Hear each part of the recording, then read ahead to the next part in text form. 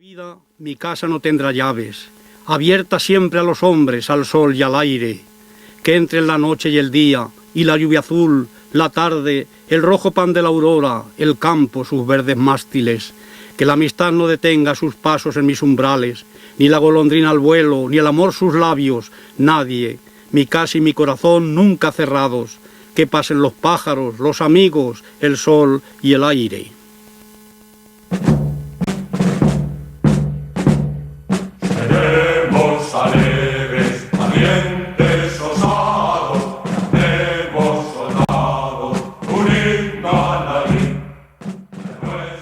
Marco Hanna Fernando Macarro Castillo nació en Alconada, una pequeña aldea de Salamanca, en 1920, en el seno de una familia pobre de jornaleros del campo. Su vida ha estado marcada por una pasión constante en defensa de los oprimidos y desheredados y una entrega absoluta a su ideal comunista. Desde su primera juventud luchó del lado republicano durante la Guerra Civil Española. Al terminar esta, en 1939, fue detenido junto a millares de demócratas y condenado a muerte. Permaneció encarcelado durante 23 años ininterrumpidos, toda su juventud y la mitad de su vida. En esa universidad dolorosa escribió los poemas que transportaron las cárceles y llevaron su nombre a través del mundo, contribuyendo a desencadenar una campaña de solidaridad en su favor. Fue uno de los primeros presos políticos españoles defendidos por Amnistía Internacional.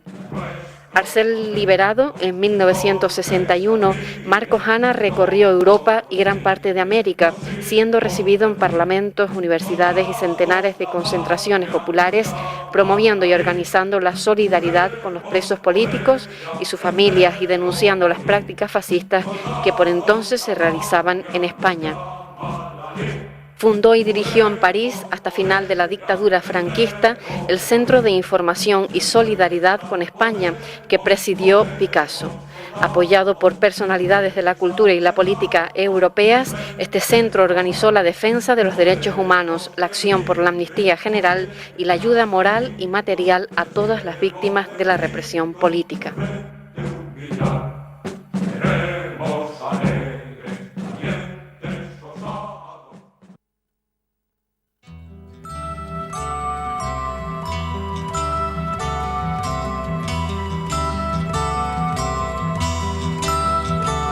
Cuando canta el gallo negro, es que ya se acaba el día. Cuando canta el gallo negro, es que ya se acaba el día. Si cantara el gallo rojo, otro gallo cantaría. Si cantara el gallo rojo, otro gallo cantaría. Ay. Decidme cómo es un árbol. Decidme el canto del río cuando se cubre de pájaros. Habladme del mar, habladme del olor ancho del campo, de las estrellas, del aire. Del poema La vida, Prisión de Burgos, 1960. Los dos gallos frente a frente se encontraron en la arena. Los dos gallos frente a frente. El gallo negro era grande, pero el rojo era valiente. El gallo negro era grande, pero el rojo... Este libro es una lección de humanidad, pero no porque su proyecto y su propósito hayan sido los de aleccionar a los lectores acerca del camino recto, como si de estas páginas se tuviera que deducir un código ético o un manual de reglas de moralidad pública y privada. De un modo que es al mismo tiempo descarnado y poético, Marco Hanna examina y describe con sutil bisturí y un estilo seguro de sus recursos la vida en la cárcel, sus heroísmos y sus desfallecimientos, la solidaridad convertida en instinto, la valentía como un hábito, sin las que no sería posible sobrevivir al infierno de los días y de las noches, al miedo de las madrugadas que traían la muerte, la larga espera de una libertad que para muchos no llegó nunca. Dinos cómo es un árbol para que no dudemos de que algo en el mundo, fuera de estos muros, sigue luchando contra la infamia, contra la mentira, contra la crueldad demencial de los enemigos de la vida. Dinos cómo es y dónde está la justicia para que le arranquemos la venda de los ojos y así pueda ver por fin a quien quiera que de verdad ha estado sirviendo, pero no nos digan cómo es la dignidad, porque ya lo sabemos, porque incluso cuando parecía que no era nada más que una palabra, comprendimos que era la pura esencia de la libertad en su sentido más profundo, ese que nos permite decir contra la propia evidencia de los hechos que estábamos presos, pero éramos libres. Este libro lo demuestra, como un soplo de aire fresco que llega para derrotar al cinismo, a la indiferencia, a la cobardía. También demuestra que hay una posibilidad real de acceder a la esfera de lo verdaderamente humano. Marcos Ana ha estado ahí, estuvo y estará mientras viva. Agradezcámosle la sencillez, la naturalidad con que es un hombre entero, auténtico, completo. En un barquito de vela, me verás pasar el Ebro en un barquito de vela.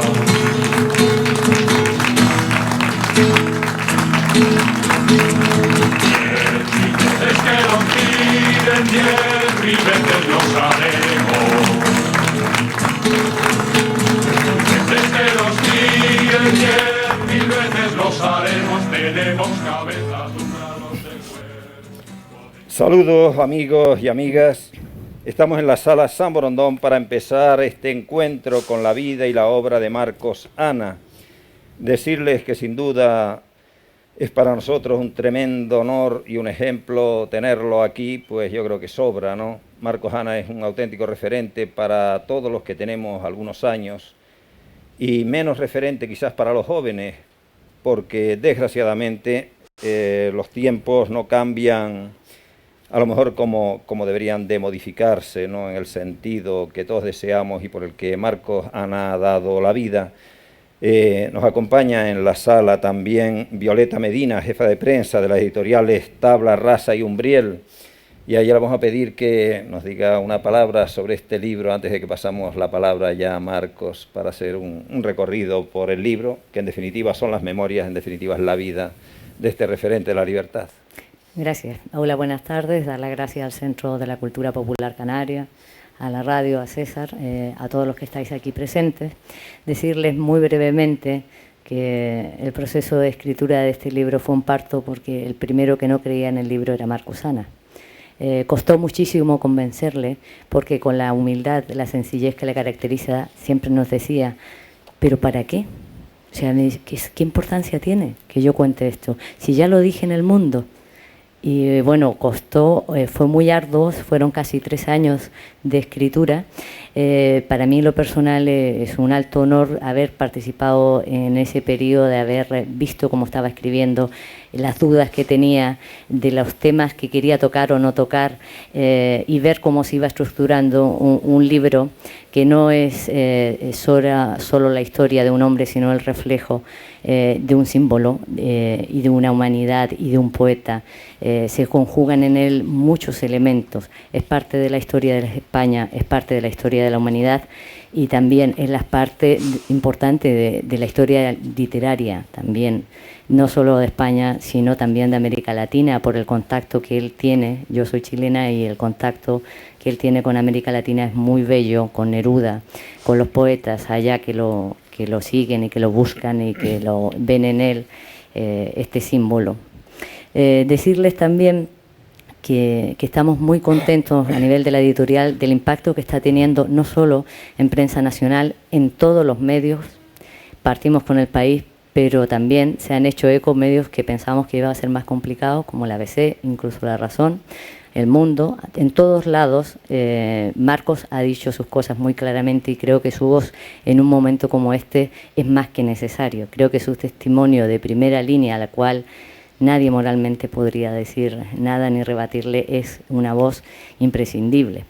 Y decirles también que incluso a nivel internacional nos hemos pillado sorpresas enormes, como que la semana pasada nos llamó el New York Times, la corresponsal, y dijo que querían entrevistarlo. Y el artículo salió ayer domingo con la foto de él en uno de los periódicos más importantes y más influyentes del mundo.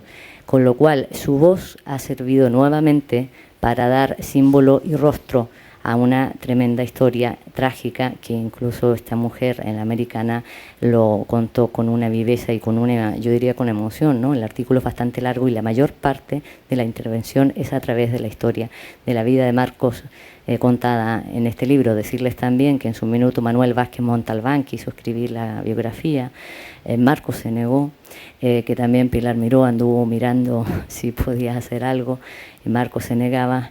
Y al fin este libro está en la calle. Hubo minutos que Marcos estaba, incluso hace un año, un poco depresivo, porque me decía, pero es que estoy dejando mucha gente fuera. Pero mira, es que no está este compañero, es que no está esta otra historia. Digo, Marcos, que no vas a acabar nunca y es necesario que el libro salga, no solo por el apuro nuestro, sino por una cuestión de que nunca vas a poder abarcar a tanta gente que hay tras tuyo. Y bueno, pues era muy brevemente decirles eso, que estamos muy contentos de que esto haya salido, que nuevamente los cineastas andan detrás muy interesados y que ojalá esta historia trascienda aún más, porque eso permitiría que la memoria realmente esté en todos lados y que la gente joven efectivamente sepa muchas de las cosas que han pasado y vea un hombre íntegro, lo cual es muy difícil conocer en el mundo. Muchas gracias. Muchas gracias, Violeta.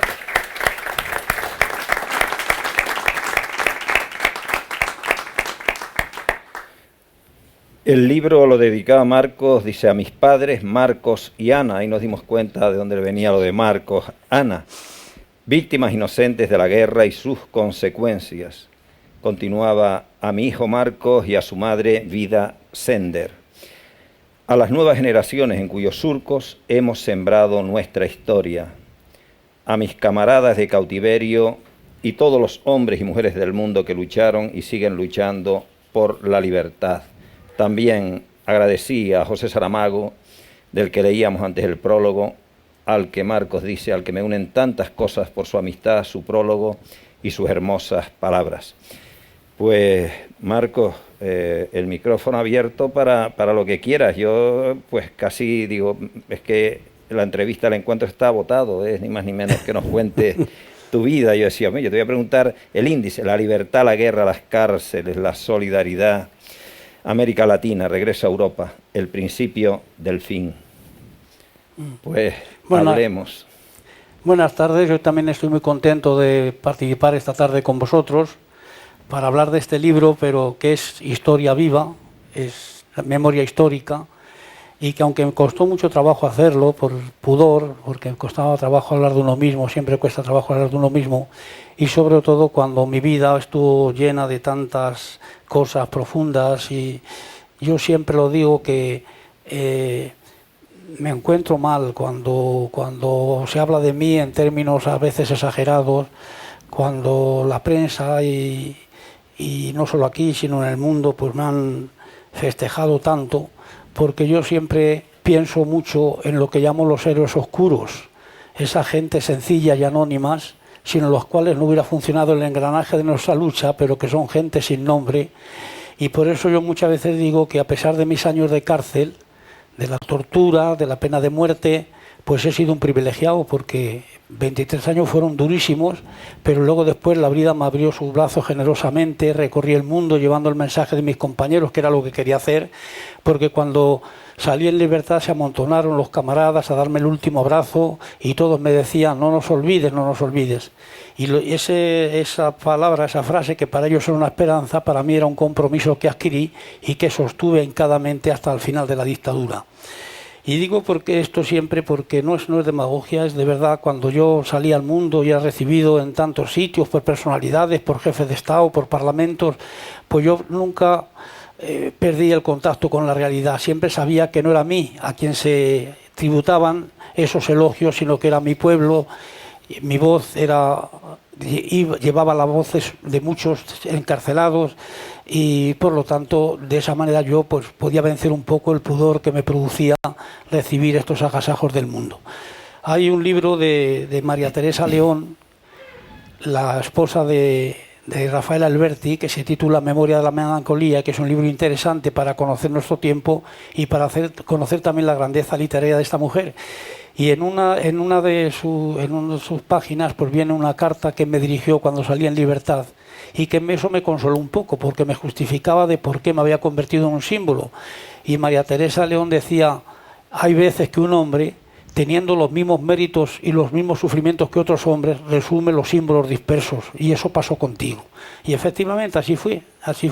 En mí la gente pues veía a los presos políticos, veía el rostro de la España martirizada, y yo siempre pensé que de una manera colectiva.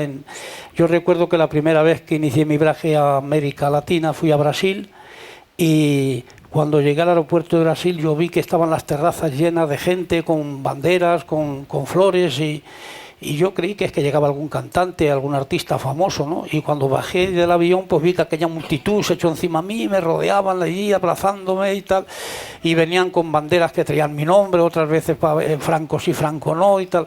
Y ya digo, aprendí enseguida la lección de que todo aquello era porque en mí veían a España, la España crucificada, porque en mí veían a los presos políticos que aún continuaban encarcelados, y nunca he pedido. Por eso Saramago en su prólogo dice con mucho acierto, lo ha descubierto en el libro, que Marcos Ana, lejos de complacerse mirándose al espejo, lo que hizo romper ese espejo en 1000 pedazos para que en cada uno de ellos se viera el rostro de sus compañeros.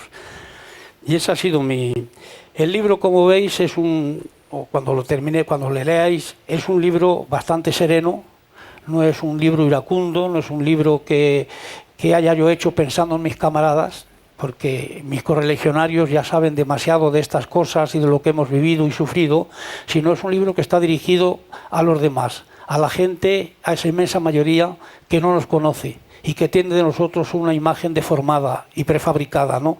Y es para que nos conozcan, para que sepan lo que somos, lo que sentimos, por lo que hemos luchado, ¿no?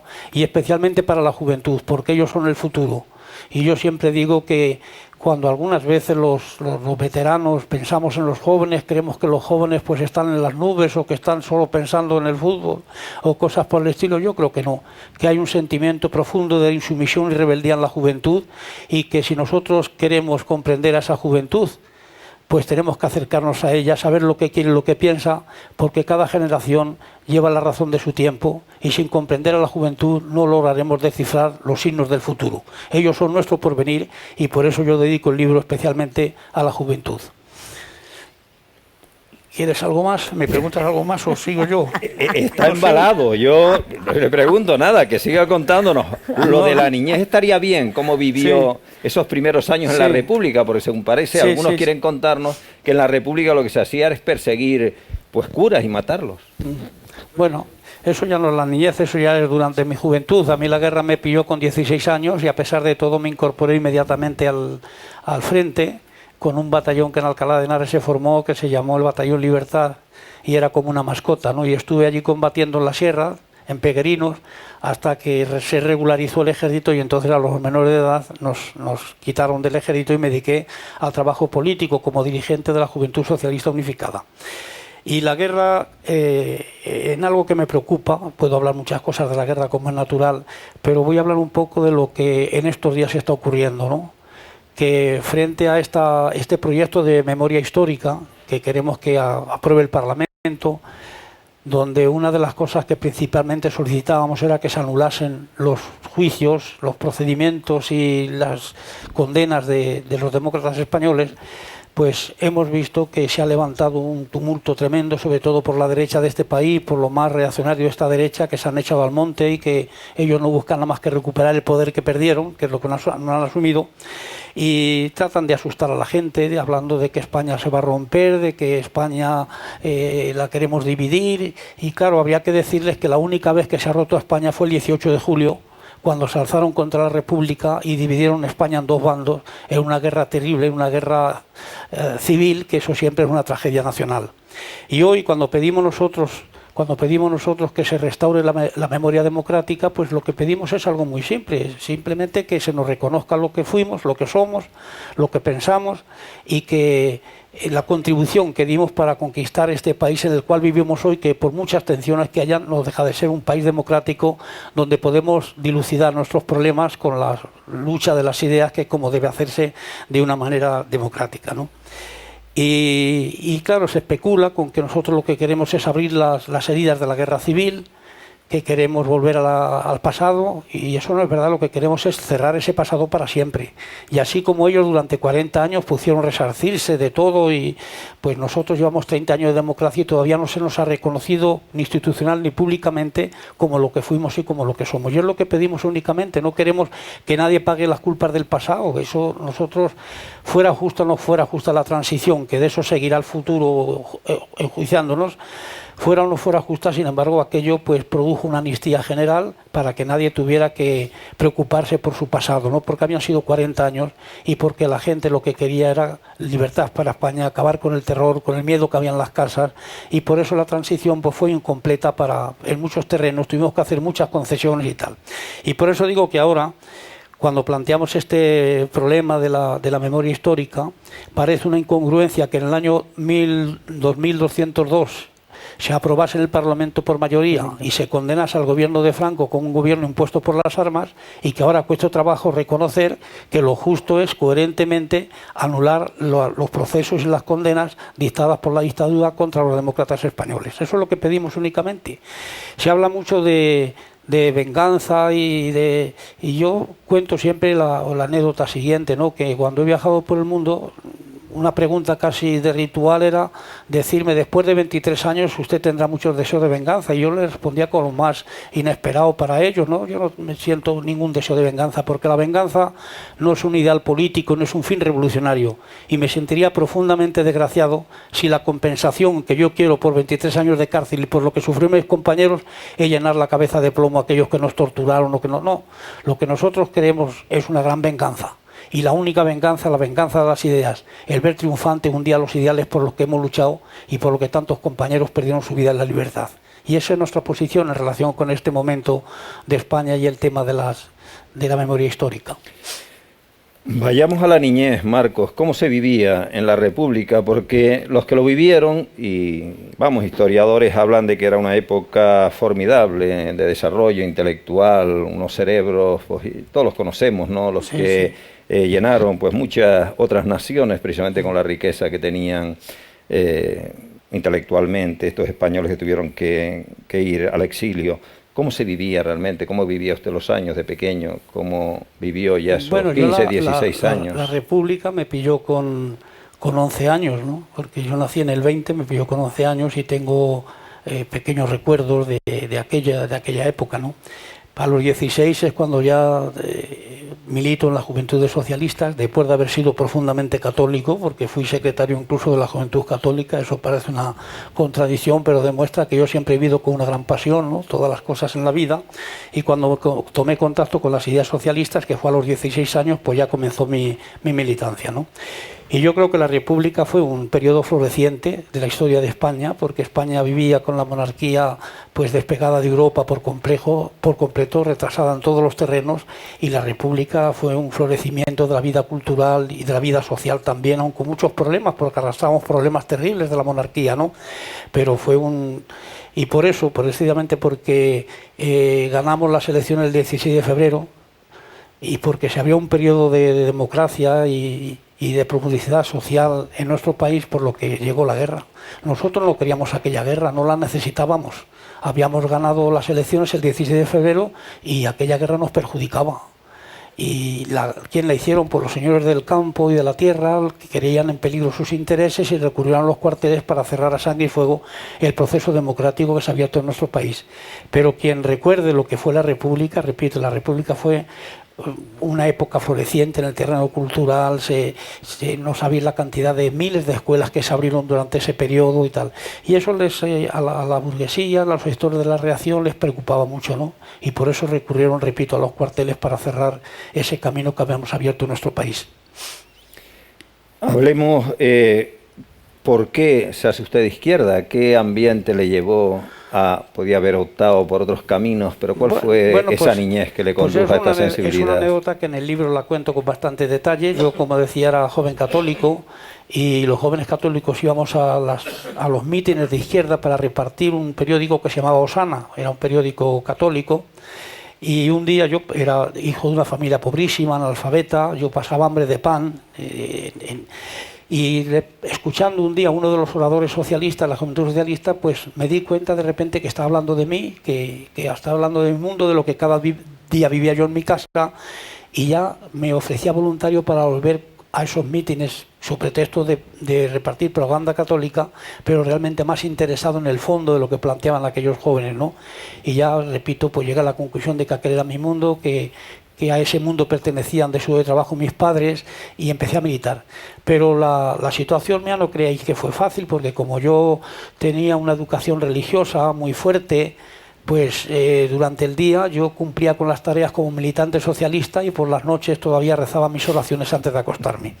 Y aquello fue un proceso pues muy tenso, muy difícil, que lo explico muy bien en el libro, en donde encontré soluciones en unas conversaciones muy de fondo con un dominico que vivía cerca de mi casa, y así pasé al campo del socialismo y luego después al campo del comunismo. En el año 37 me hice militante del Partido Comunista porque asesinaron a mi padre. La aviación alemana en un bombardeo mató a mi padre, y la respuesta que se me ocurrió fue hacerme militante del Partido Comunista porque creía que era el que mejor defendía en aquellos momentos la democracia, la libertad y la lucha contra el franquismo. En el apartado de la guerra hay varios capítulos. Mi padre ya nos habló de las circunstancias, los campos de los Almendros y Albatera, el confidente, la detención y las torturas, el sádico, mi madre. Háblenos de la guerra. Sí, todos forman parte de ese cautiverio que yo tuve. A mí me detuvieron en Alicante porque al terminar la guerra con la traición de Casado, que por cierto mañana tengo que ir a un aniversario, al centenario de Ascanio, de Guillermo Ascanio, que fue entregado por la Junta de Casado a los franquistas y que luego lo fusilaron a él y a otros 11 compañeros en el año 1941, y voy por eso mañana a La Gomera. Al terminar la guerra, pues como fue una traición que nos pilló un poco de improviso y no tuvimos tiempo a preparar los caminos de la huida, e incluso pues nos concentramos en Alicante los que teníamos algunas responsabilidades políticas, porque nos habían anunciado que iban a llegar barcos ingleses y franceses a por nosotros. Y nos pasamos el día y la noche avizorando el horizonte esperando que esos barcos llegaran. Pero finalmente lo que llegó fue una noche por la carretera, vimos una cantidad de camiones que llegaban, y era la división Littorio, la división italiana que mandaba el general Gambara, y nos cercaron por tierra. Y al día siguiente aparecieron 3 barcos, pero no eran los que esperábamos, eran los barcos de la escuadra franquista. Y ahí comenzó ya mi cautiverio, y de allí fui al campo de los Almendros, del campo de los Almendros a Albatera. Luego me escapé por esta imprudencia, si queréis, o por este romanticismo de la juventud.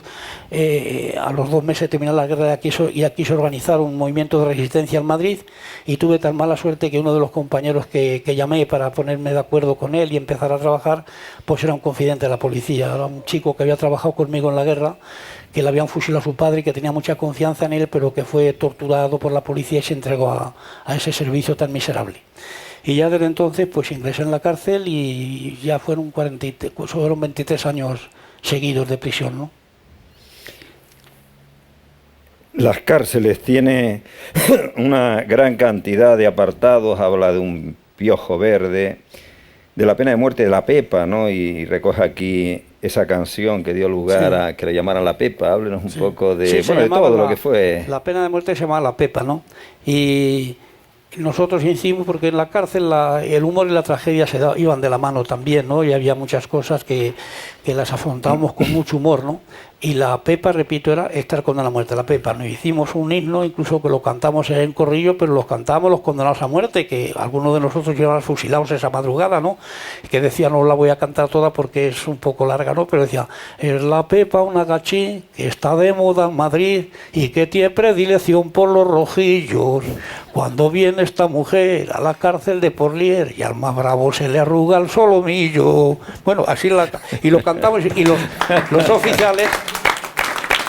Los guardianes estaban asombrados porque lo cantamos siempre cuando íbamos a subir ya para la galería, porque cuando bajamos al patio por la mañana teníamos por lo menos, sabíamos que durante ese día vivíamos, pero lo tremendo era por la noche cuando íbamos a nuestras galerías, que todos los días menos los sábados, porque los domingos iban los verdugos a rezar, pues había un grupo de compañeros que sacaban, ¿no? Y nosotros cuando íbamos a subir nos subíamos cantando la Pepa. Entonces los guardianes quedaban extrañados porque sabían que 10 o 15 o 20 de esos hombres que estábamos cantando así, con tanto humor, íbamos a ser fusilados de madrugada. Pero yo es que en la cárcel he vivido las historias más tristes y más hermosas, he dado el último abrazo a centenares y centenares de camaradas y francamente son cosas que no se pueden olvidar fácilmente. Por eso ahora cuando hablamos de amnistía y de honor al pasado y decimos que una cosa es la amnistía y otra cosa la amnesia política, ¿no? Porque eso no se puede olvidar lo que hemos vivido. Pero no hay que olvidarlo para que no vuelva a pasar. No hay que olvidarlo para seguir venciendo en la lucha de nuestras ideas y ir conquistando un mundo posible y mucho más digno para los seres humanos. Habla usted de los límites del miedo, el muchacho del ataúd, la piedra y la flor, la muerte se equivocó. Sí. Bueno, son pasajes de la cárcel que eran realmente impresionantes, ¿no?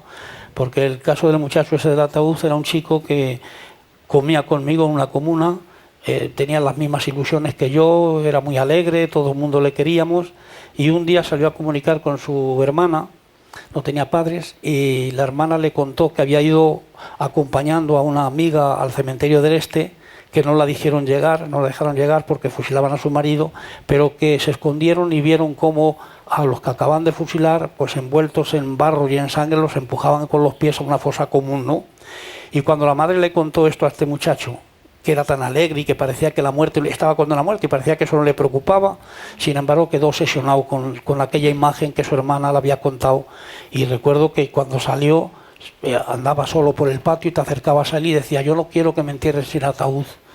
Y a nosotros nos extrañaba porque el hecho capital es que lo iban a matar si le tocaba pero no que le enterraran con ataúd y sin él, y su hermana tampoco lo comprendía, pero la hermana se enteró, algunas veces nos enterábamos por una ordenanza que había en el juez de plenarios, nos enteramos de los que iban a sacar. Algunas veces sabíamos quién iban a sacar un día antes o dos.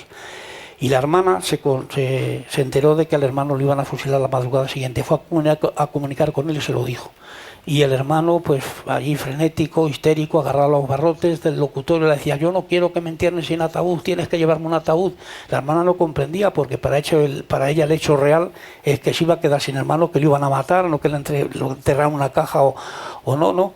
Pero aquello le impresionó tanto a este muchacho que la hermana le dijo, no te preocupes que yo te llevaré un ataúd. Y en efecto se pasó la noche con unos vecinos, con tablas de cajones, haciendo un ataúd, pintándolo con logalina de negro, y apareció luego una escena que solo a Buñuel se le podía ocurrir, y es que esa hermana con el ataúd sobre la cabeza a las 5 de la mañana emprendió el viaje hacia el cementerio del Este para cumplir la promesa que le había hecho a su hermano. Pero no la dejaron llegar como es natural, no la dejaron llegar, la detuvieron, hicieron trizas aquel ataúd y tal.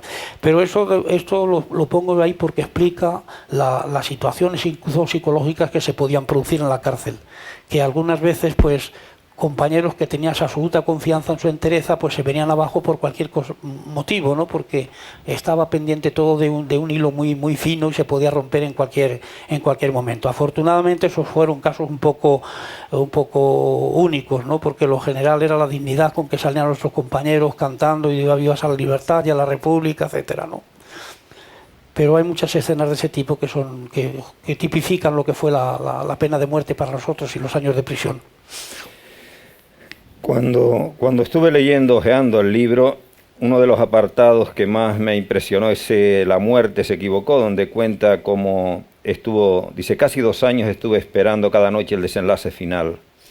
Y bueno, hasta que se lo comunican después al final, pues, bueno, cuéntelo usted, porque no debe ser fácil estar 2 años. Bueno, eso estaba yo un día estaba con una muerte y estaba reunido con unos compañeros y de repente un amigo mío, Vázquez se llamaba, Julián Vázquez, se acercó y le vi que me miraba con unos ojos ahí como entristecido y me dice, ahí saca, que es con lo que decíamos nosotros cuando había un grupo que iban a fusilar. Y le dije, sí, ya lo sabemos. Y entonces el hombre llorando me dice, es que te han nombrado a ti. Entonces yo me levanté, le di un abrazo, le di mi reloj y la pluma estilográfica que se lo había prometido, si me ocurría eso. Y bueno, lo más duro es que me tuve que abrazar a 300 o 400 personas antes de salir y eso te destrozaba, ¿no? Y bajé, pues yo estaba en la cuarta galería y los 4 tramos de escaleras que había, pues podría tardar 1 minuto o 1 minuto y medio en bajarlos.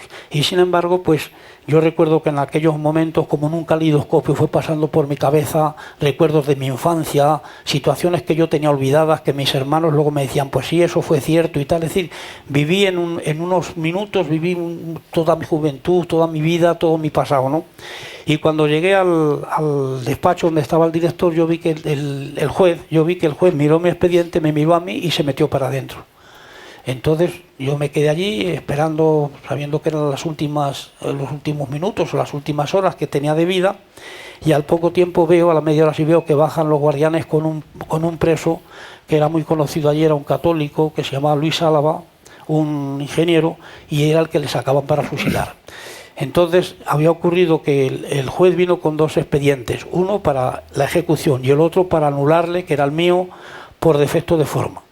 Y el juez fue tan cabrón y tan inhumano que en vez de, al darse cuenta él, que sabía de sobra que sacaba un hombre de edad y yo era un chiquillo, en vez de decirme no te preocupes muchacho que esto no va por ti, pues me tuvo ahí 1 hora esperando, ¿no?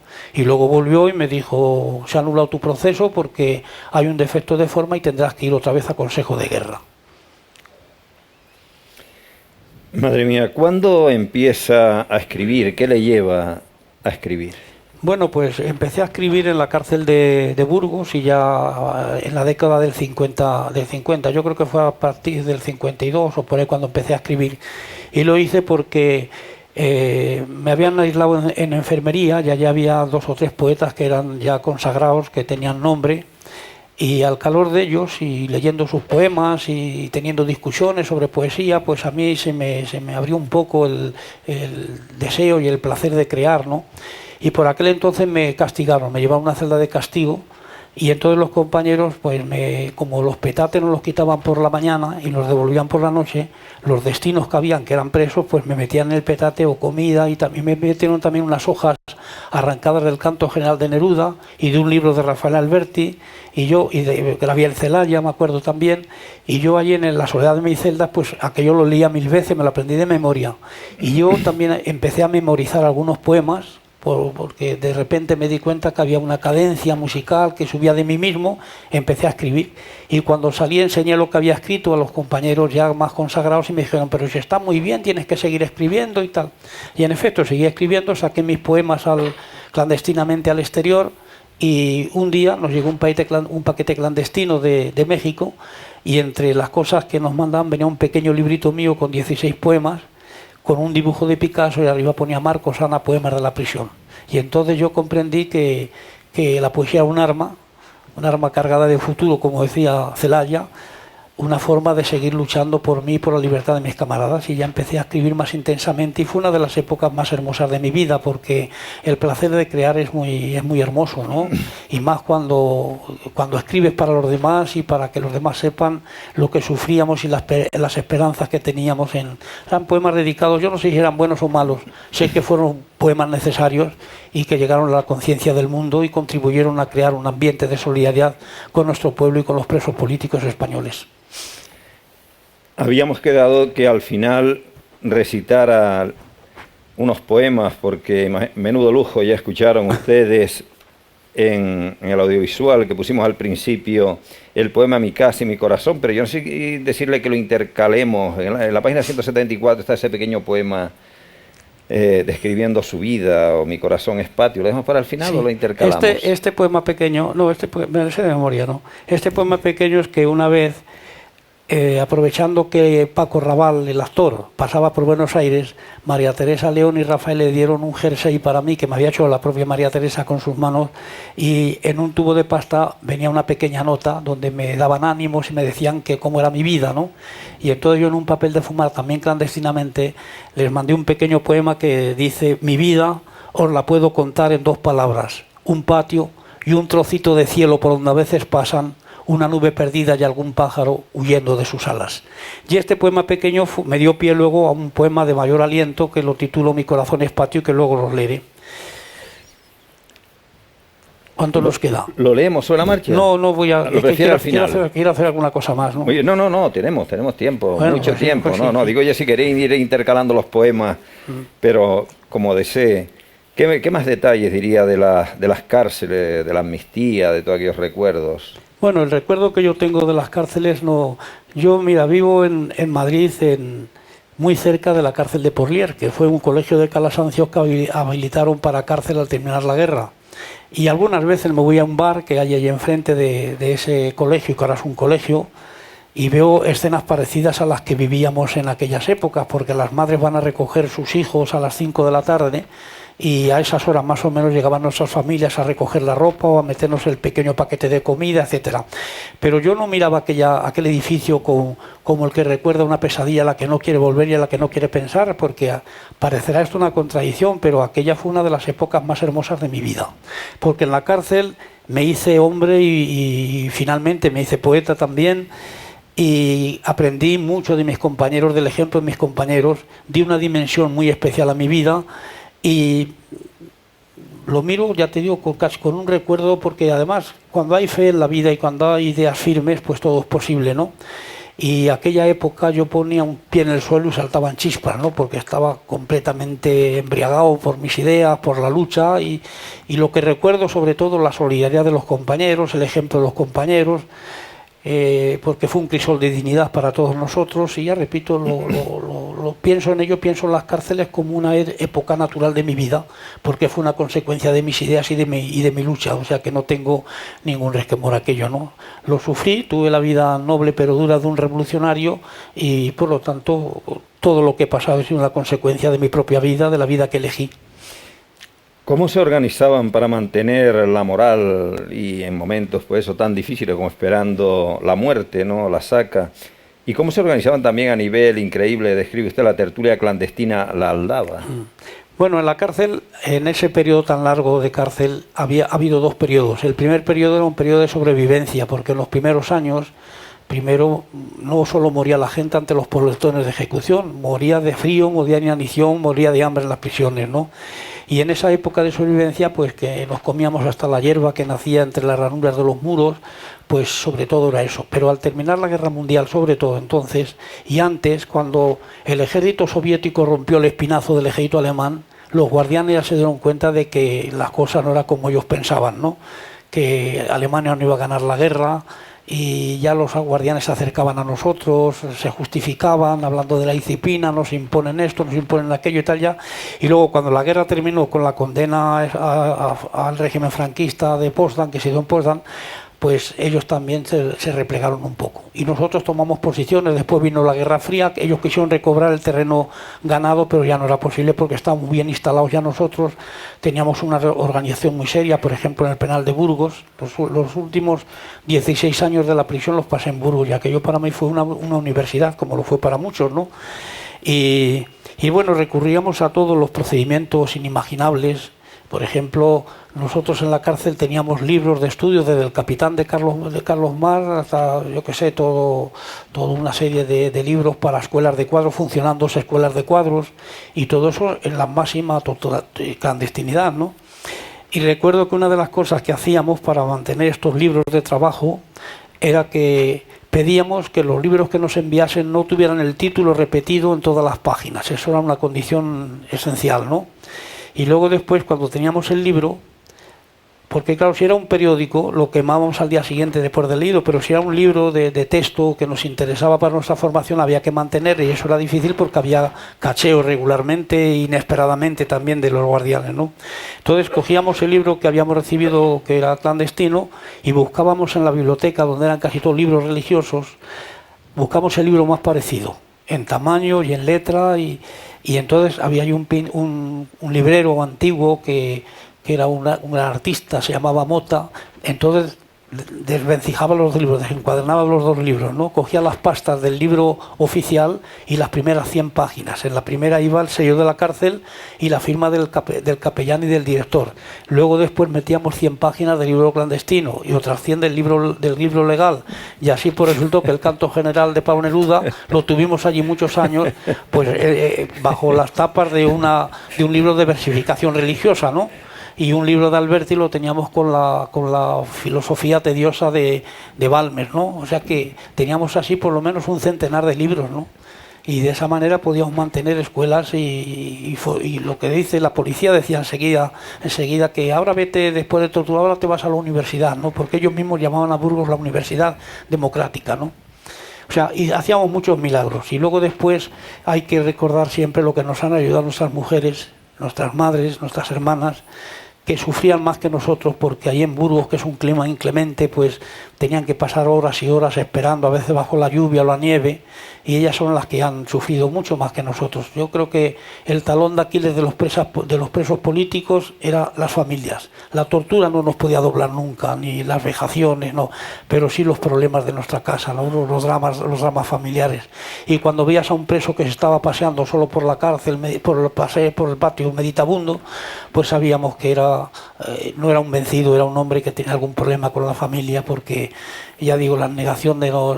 Y por eso fue tan hermoso cuando ya terminó la Guerra Mundial, los ojos de Europa pudieron volverse a España y empezaron a formarse muchas comisiones de solidaridad con los presos y con la España democrática, y nuestras mujeres, que en los primeros tiempos venían con los ojos llorosos, aunque nunca nos hacían un reproche, pero venían orgullosas enseñándonos una carta: mira, me han escrito de Francia, o los obreros de la Renault nos han mandado un paquete y tal, y cambió también la vida para ellos, no solo para nosotros, sino también especialmente para nuestras mujeres, que al mismo tiempo trabajaban políticamente, porque ellas eran una especie de puente entre nuestras cárceles y el mundo, y estafetas permanentes para sacar los materiales, para recibirlos, etcétera, ¿no? Bueno, y hablemos ya de la parte final. Habla usted de las madrinas antes de pasar al capítulo de solidaridad. Sí, y de padrinos, ¿no? Como sí, este venezolano que usted tuvo. Sí, bueno, las madrinas las madrinas eran pues casi los más jóvenes, sobre todo, pues procuramos tener madrinas que nos teníamos que escribir clandestinamente, que eran a lo mejor hijas de otros presos, y eso pues a los jóvenes sobre todo nos aliviaba mucho.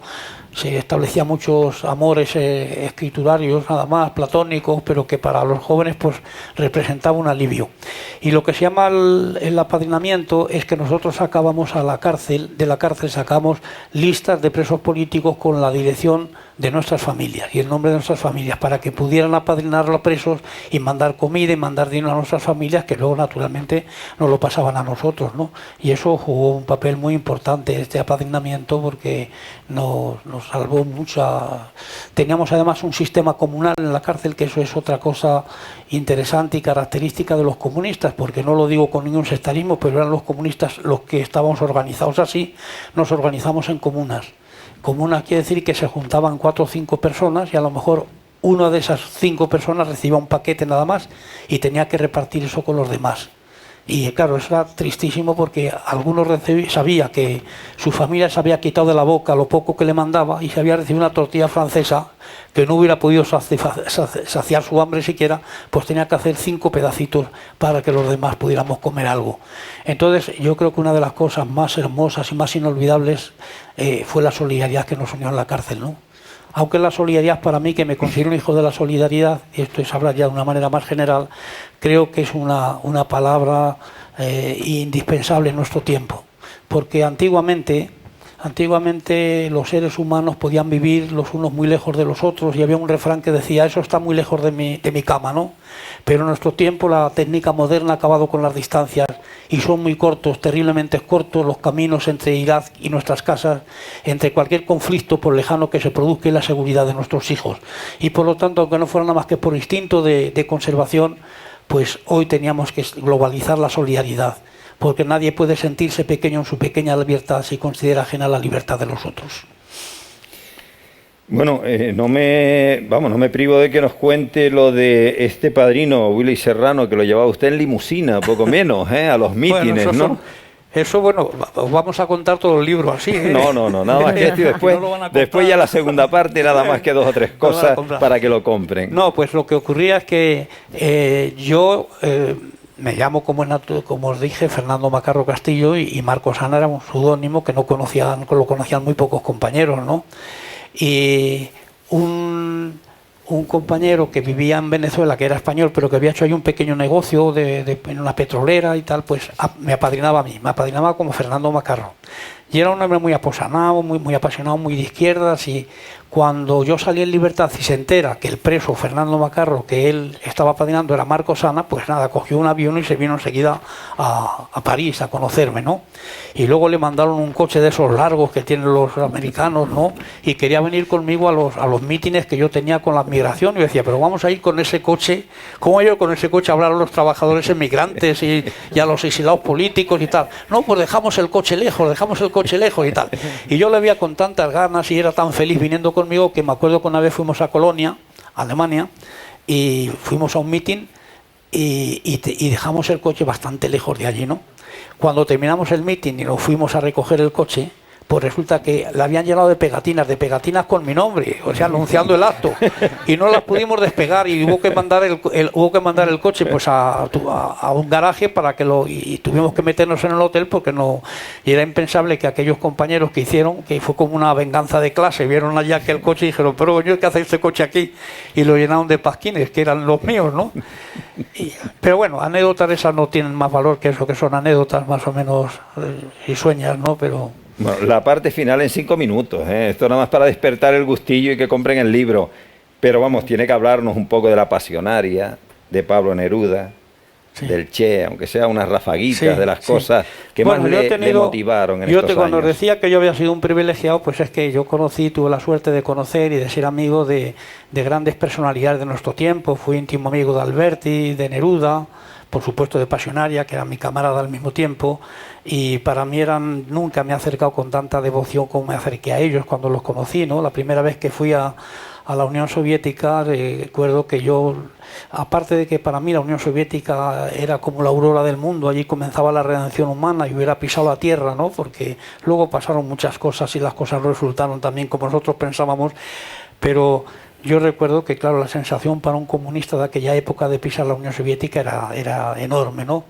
Y otra de las cosas que yo esperaba era conocer a Dolores.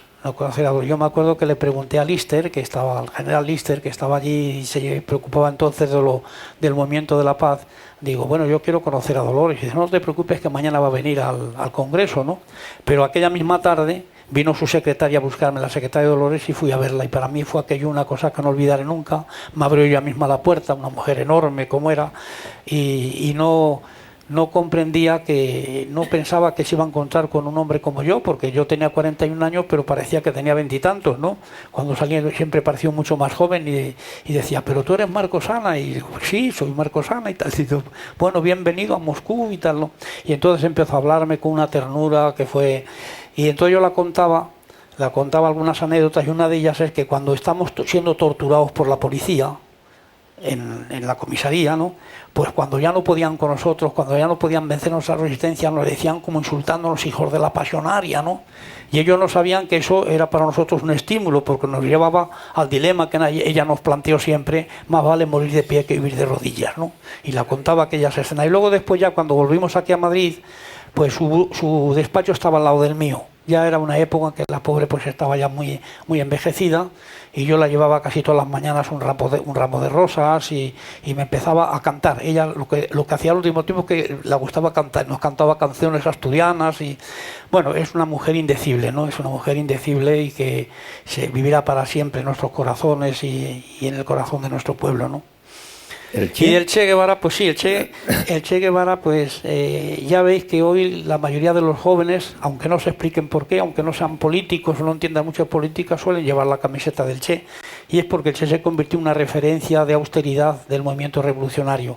Y en este mundo donde hay tanta corrupción, donde la política está tan desacreditada, para ellos el Che es la pureza de un hombre que, teniéndolo todo, después de haber ganado, de haber hecho la revolución en Cuba, siendo ministro, que lo tenía todo, pues lo abandona todo aquello para irse a morir bajo un cielo extraño, entregado por los mismos a los que quería emancipar, ¿no? Y yo creo que esa pureza del Che Guevara, esa austeridad, pues es lo que hace que la juventud, sin pensar mucho en política, siendo comunistas o no siendo indiferentes a la política, pero para ellos el Che es un símbolo de austeridad y una referencia revolucionaria y de honestidad, sobre todo en estas épocas donde... Y yo en el libro cuento una anécdota ahí, que una vez yo fui a visitar Santiago de Cuba, y los compañeros de Santiago de Cuba pues habían preparado una pequeña merienda allí. Era una época que había muchas restricciones, que había muchas necesidades, pero se apañaron como pudieron para hacer allí una pequeña merienda, ¿no? Y bueno, estábamos ahí tranquilos, comiendo 4 cositas, y en esto yo vi que los compañeros que estaban en la mesa, los responsables del partido de Santiago, los vi que estaban un poco inquietos, y sale uno y luego vuelve y le habla al otro al oído, ¿qué está pasando aquí? Y lo que había pasado es que había llegado el Che. Y preguntó, fue a la casa del partido y dijeron, no, pues están en tal sitio comiendo con Marcos Ana. Y entonces llegó el Che allí, y cuando vio aquello dijo, ¿esto qué es? No, esto que es un homenaje a Marcos Ana, como ha venido a visitarnos y tal y cual. Y me acuerdo que el Che dijo, ¿y vosotros creéis que toda la gente de Santiago come? Eran 4 cosas lo que vi. ¿Vosotros creéis que toda la gente de Santiago come lo que tenéis aquí? Y empezaron a recoger las cosas. Empezaron a recoger las cosas allí y todos allí. Y entonces luego el Che se acercó a mí, que ya le conocía yo, y me dijo, bueno, perdona, pero mira, es que cuando se está en el poder, un revolucionario tiene que ser austero siempre y sencillo, pero sobre todo cuando está en el poder. Y esto, desgraciadamente, no lo puede comer el pueblo de Santiago. Y luego nos fuimos con los 2 responsables del partido, nos fuimos a una taberna a tomar allí unos tragos y tal, pero eso demuestra lo que era ese hombre de intransigente, y además era un hombre que era el hombre de las revoluciones sucesivas. Él creía, aunque era un utópico en ese sentido, de que el mundo estaba maduro para cambiarle totalmente, ¿no?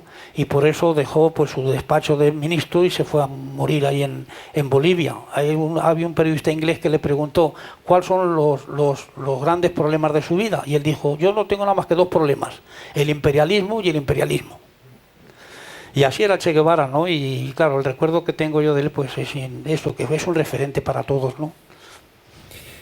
A Julián Grimau le dedica una especial atención y una parte de dolor tremendo. Dice, lo más indignante, lo que sigue doliéndonos de aquella atroz injusticia repudiada por el mundo entero, es que todavía, más de 40 años después de aquel crimen de Estado y de un Estado ilegítimo, seguimos con la asignatura pendiente de rehabilitar oficial y públicamente a Julián Grimau y a tantos hombres y mujeres condenados ilegalmente por la República. Eso es la esencia de la memoria histórica, de lo que pedimos. Mira, el jueves estuve comiendo precisamente con Ángela Grimau, y todavía la pobre sigue llorando por la injusticia que supone que no hayan reivindicado lo condenaron como si hubiera sido un asesino. Bueno, el Ministerio de Información y Turismo, Fraguer y Barne, en el año 62 hizo 2 libritos.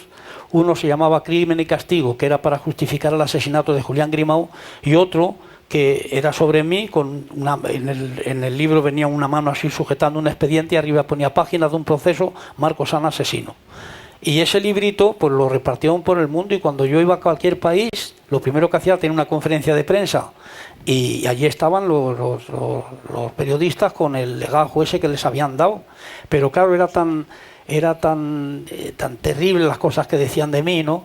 Y chocaban tanto con mi manera de ser, con el mensaje que yo llevaba de paz y de sin rencor, sin espíritu de venganza y tal, y que claro, no se lo podían creer nunca, no se lo podían creer. Y recuerdo que la primera vez que apareció ese libro fue en Suiza, y el cónsul que fue allí a leerlo, pues lo echaron a patadas de allí del local, ¿no? Y al día siguiente la directora del periódico La Tribuna de Ginebra comenzaba el editorial diciendo, el asesino tiene cara de ángel. Pues repito, había tanta contradicción en mi presencia, en mis palabras, en mi testimonio, con las barbaridades que ellos decían, que no podían creérselo nunca, ¿no? Pero si quieres, ¿quieres alguna pregunta más? Sí, Allende. Allende. Bueno, Allende fue otra de las personas que tuve la fortuna de conocer, ¿no? Y era un hombre muy vitalista, amaba mucho la vida y por eso murió en La Moneda. Y el recuerdo que tengo de él, el más importante, es la segunda vez que fui a Chile, que era cuando él estaba en el poder y me recibió en La Moneda. Y yo me di cuenta enseguida de que era el año 72, me di cuenta de que aquel hombre estaba abrumado por los problemas que había en el país, que comprendía lo que estaba ocurriendo, que se le iban muchas cosas de la mano, tenía muchos problemas con los mineros de cobre, que podíamos decir era la aristocracia obrera, ¿no? Los mineros del cobre.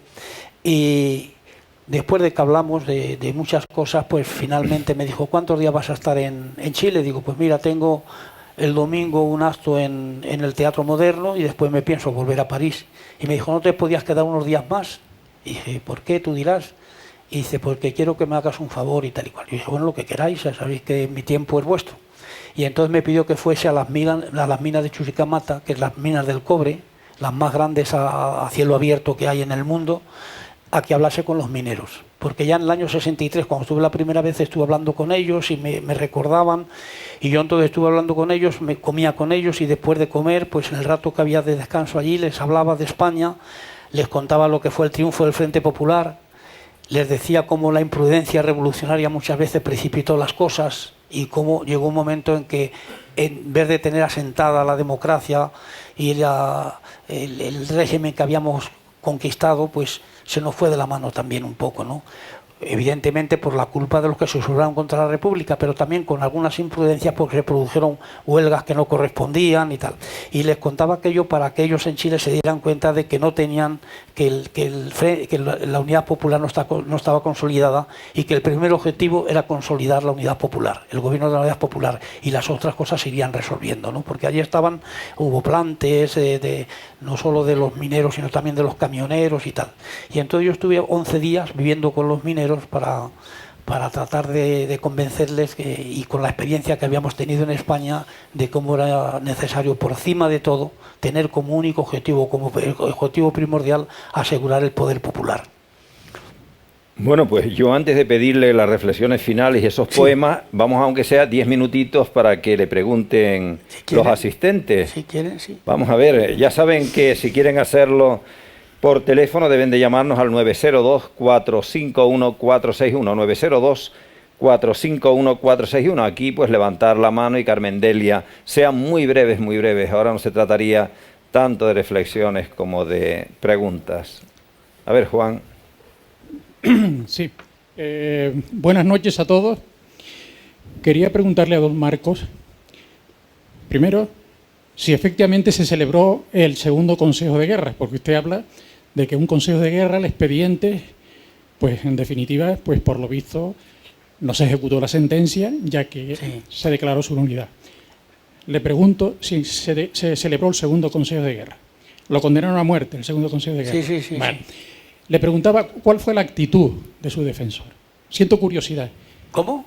La actitud de su defensor en el Consejo de Guerra. Sí.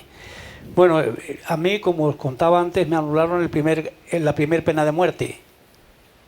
Me la anularon, decían que por defecto de forma, porque hay un artículo en el Código de Justicia Militar, en el de ellos, que dice que los hechos cometidos en edad mayor a 16 y menor de 18, la pena baja en un grado. Y no me habían aplicado ese artículo, aunque claro, de todas maneras a muchos jóvenes, mucho más jóvenes que yo, menor de edad, le fusilaron, o sea que aquel artículo no servía para nada. Pero en mi caso me anularon ese juicio y esa pena de muerte.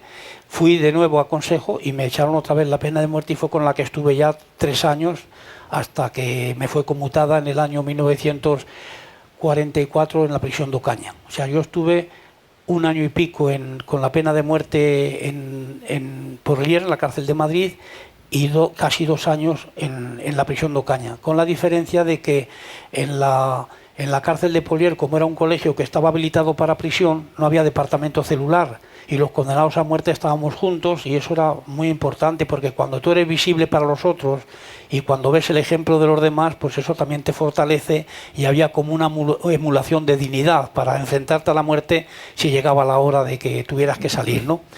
Y en cambio en Ocaña, que era una cárcel antigua con un gran departamento celular, estábamos en celdas. Y claro, estaba un hombre en una celda que era tan estrecha que con los brazos en cruz tocaba las paredes, pues es bastante difícil que cuando estás colectivamente condenado a muerte, no con los demás. Y ahí en el libro, pues cuando leáis verás las situaciones tan extremas en que viví y tal. Y luego la otra pregunta me habías dicho que era... Abogado defensor. Sí, ¿cuál era la actitud? Si usted puede decir que la defensa sí. tuvo alguna libertad para defenderle. Bueno, el abogado era una pamema, el abogado era un cómplice del tribunal militar, y lo más que podías conseguir es que pidiera clemencia. Pues en mi caso, por ejemplo, es decir, dando por hecho que todas las acusaciones eran justas, lo que terminaba diciendo es que era muy joven y que pedía clemencia para mí, ¿no? Pero incluso fue un ponente que ha habido luego procesos sobre esto, porque fue un ponente que era ilegal, que no era abogado ni era nada, y era un falangista que estaba incrustado y que fue causante de muchas penas de muerte, ¿no? Pero la actitud no teníamos abogados, eran abogados que te imponían ellos, tú no podías elegir abogado, y por lo tanto eran abogados militares que formaban parte de aquel contubernio, y ya te digo que lo más que hacían era pedir clemencia, ¿no? Imaginaos a qué grado podía llegar entonces la represión y el odio de esta gente, que la primera vez que yo fui a Consejo de Guerra íbamos 64 personas.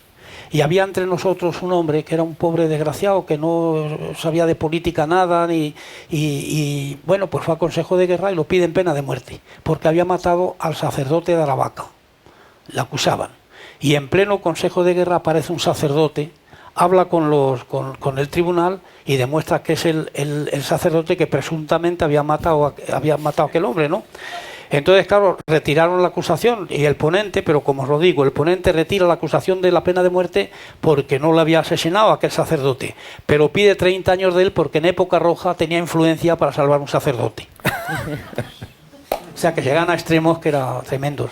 Y otra cosa que cuento muchas veces, que parece eso de chiste, ¿no? Cuando iban los compañeros a consejos de guerra, estábamos esperando a la que volvieran, a ver cómo venían. Y los compañeros que venían con 30 años, venían llorando de alegría y gritando, 30 años, traigo 30 años. Porque en aquellos momentos lo principal era no traer la pena de muerte, ¿no? No traer la pena de muerte. Pero muy rápido, quiero luego leeros Mira, algo. no puedo perder esta gran oportunidad de hacerle esta pregunta. Vamos a ver, usted había dicho, o ha dicho a lo largo de su exposición, que conoció personalmente al Che Guevara. Sí. Bueno, se da el caso, bueno, que cuando entraron en Santa Clara, que fue ya al terminar la revolución, al tomar Santa Clara, se dice que el Che Guevara fue responsable de la muerte de cientos de personas que se liquidaron porque le interesaba liquidarlas para que no hubiese reacción. Y se da el caso que entre esas personas está un tío mío que aparece en esa lista. La pregunta en definitiva es la siguiente. Yo no sé de lo que el tío mío realmente, por qué... Ponte bien el micro, sí, por favor. No, de frente. Sí, así. Vale. ¿Por qué lo condenaron? No tengo noticias, pero en definitiva, lo que yo pregunto, si esto realmente tiene algún fundamento. Porque claro, yo me pienso que este hombre, con lo que se dice de él, su pureza, sus ideales, no creo que fuese un asesino. Esta es la pregunta, en definitiva, nada más. No, gracias, Juan. Ten en cuenta que cuando él tomó Santa Clara, pues había una resistencia allí de la gente de Machado y compañía, y aquello era una guerra, y naturalmente entró y tuvo que quitar de en medio a los enemigos que había, y fueron muertos en combate. Pero lo que no se trata de que hubieran consejos de guerra y que se fusilasen a gente. Vamos, yo no tengo noticias de eso. Tengo noticias de lo que dice la prensa reaccionaria, de que era un asesino, que Santa Clara es lo que hizo que tomó Santa Clara. Y naturalmente, cuando se toma una población contra un enemigo que está resistiendo, tiene que haber muertos, eso es evidente, como hubo muertos también del ejército rebelde, ¿no?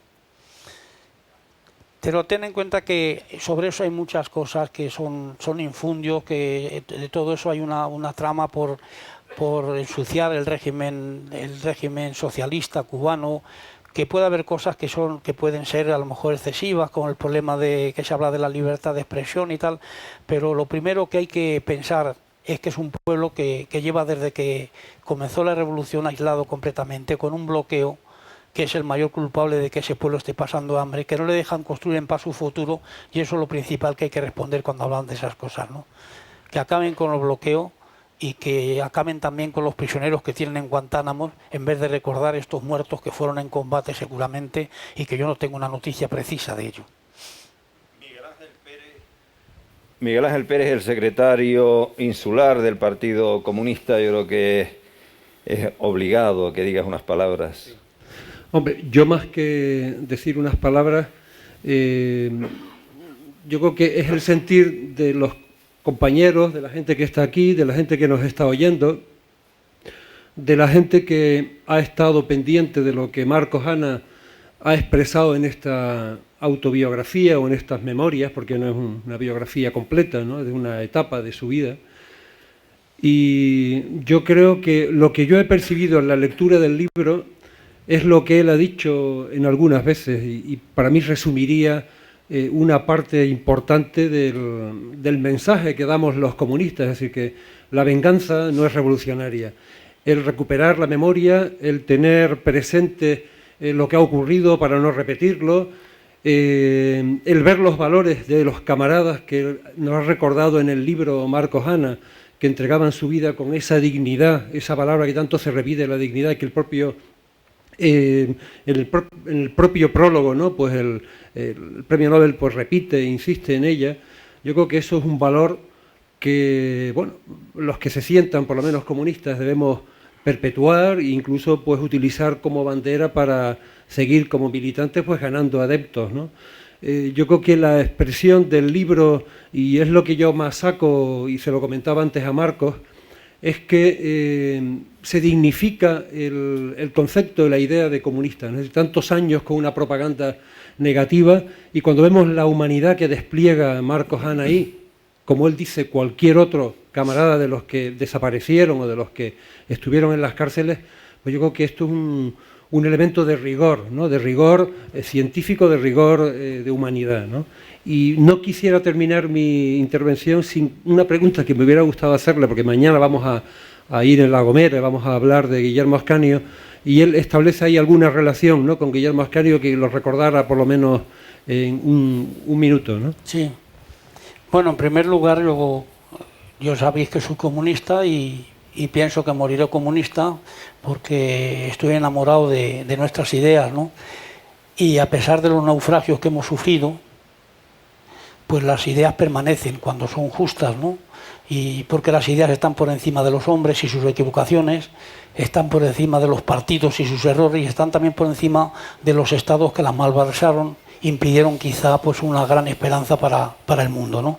Pero las ideas están ahí y las ideas siguen siendo justas, porque nosotros que queremos pues es un ideal que se resume en una sociedad solidaria, donde no existan diferencias, desigualdades sociales y donde el sol salga y caliente para todos, como yo digo en el libro, ¿no? Esa es la esencia de la utopía comunista. Digo utopía porque de todas maneras un filósofo del siglo pasado decía que la utopía es el principio de todo progreso, ¿no? Y aunque para muchos parezca que es una utopía, sin embargo, es una necesidad histórica.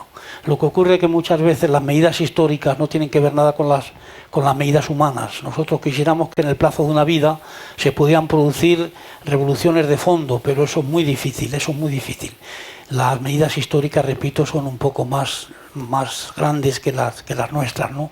Y por eso yo estoy seguro que yo no voy a tener tiempo ya de ver, ni nosotros seguramente, el triunfo pleno de nuestros ideales, pero lo verán nuestros hijos o los hijos de nuestros hijos, porque es una necesidad histórica y es algo que la humanidad necesita un mundo posible, un mundo mejor, porque esta sociedad nosotros sabemos que es una sociedad caótica e injusta y que no es nuestra sociedad. Nosotros los comunistas no luchamos por una sociedad semejante, sino por una sociedad bien distinta, bien diferente, ¿no? Lo que me ha ligado a Ascanio pues ha sido la guerra. Yo, a pesar de que era un chiquillo con 18 años, pues fui el instructor político de la 8ª división que mandaba Ascanio. Y los recuerdos que tengo de él, pues es de que era un hombre de una gran densidad humana, muy bondadoso, muy valiente al mismo tiempo, muy culto. Era ingeniero, se había hecho en la escuela alemana y era, bueno, yo podía contar muchas anécdotas personales de una vez, por ejemplo, me acuerdo que teníamos en el palacio, porque teníamos el puesto de mando en el Palacio del Pardo, y había ahí una cuadra de caballos de un tal Cañero, que fue un rejorneador de antes de la guerra y tal, y aquellos caballos los podíamos usar con un vale, ¿no? Y yo me acuerdo que una vez cogí un caballo blanco y para subir al frente, porque yo iba a hablar a los jóvenes, a las trincheras y eso.